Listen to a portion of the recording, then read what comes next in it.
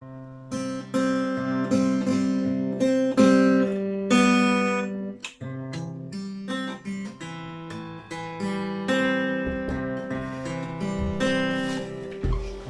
vrai, je me demande comment avec une caisse en bois et 6 cordes, on arrive à faire autant de sons avec autant de notes.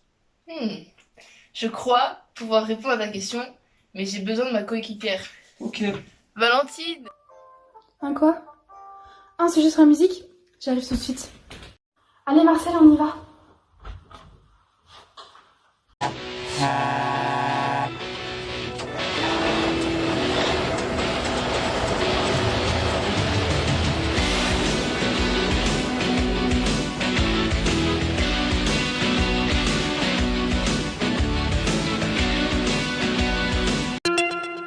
Alerte coronavirus.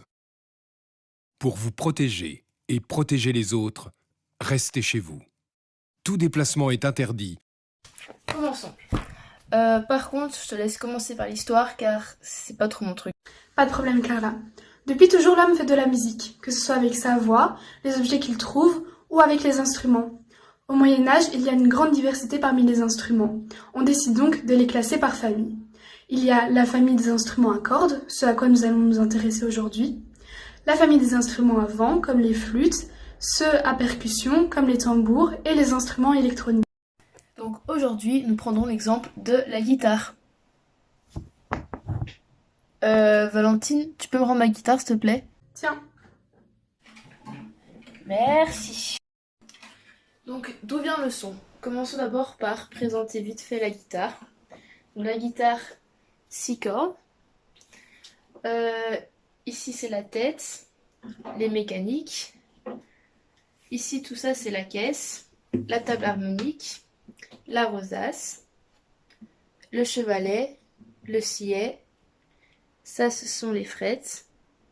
Et ici le manche. Donc le son vient lorsque l'on pince une corde.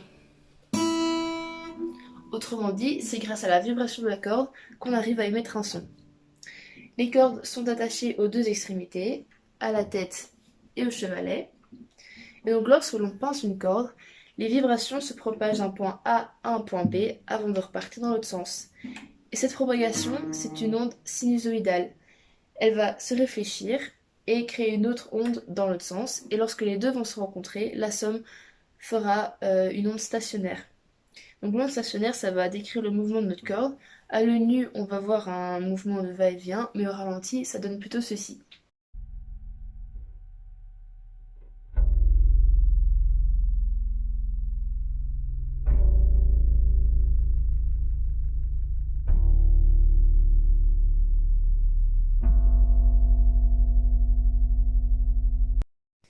Et donc grâce à cette onde, grâce à ce déplacement de la corde, il va y avoir dans l'air le déplacement de molécules d'oxygène. Et donc il va y avoir des zones de compression et de dépression. Et ainsi naît le son. mais quelle est la nature de ce son? Eh bien, si on analyse le son émis par la corde, on remarque qu'il est périodique et non sinusoïdal, ce qui correspond à un son complexe. Carla, peux-tu me dire ce que tu vois sur le spectre, s'il te plaît? Oui, je peux voir sa fréquence fondamentale et ses harmoniques. Un son complexe est composé d'harmoniques, les multiples de la fréquence fondamentale.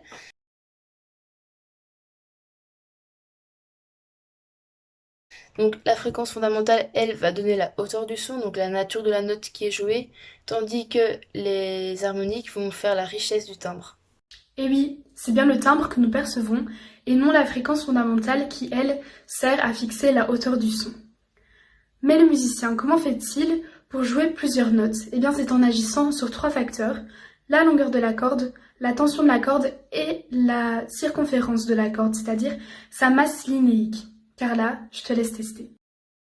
Ok, commençons par la longueur de la corde. Je vais déplacer mon doigt vers le bas de la guitare et nous allons voir comment le son devient. Donc en appuyant avec mon doigt sur la corde, je raccourcis à chaque fois la corde.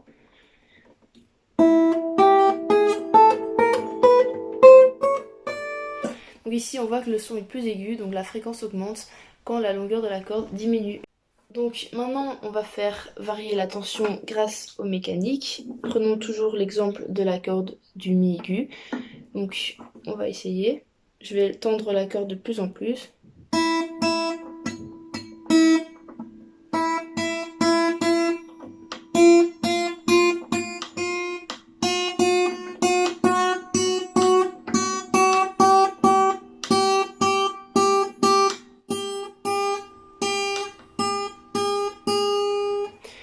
voit que le son devient aussi plus aigu au fur et à mesure que la corde se tend.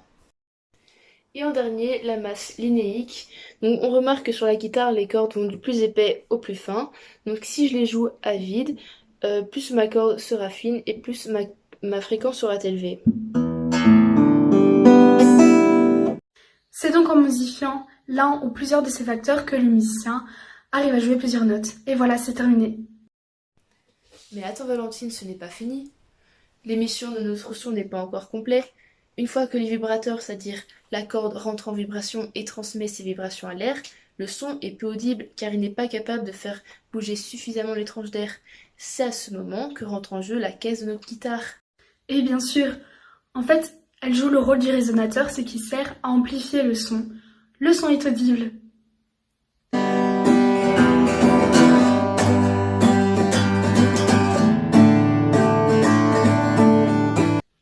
Au détriment de mes oreilles. Carla? Oui? Bon Cédric, t'as compris maintenant comment ça marche? Oui, mais comment ça marche pour le violon? Oh non.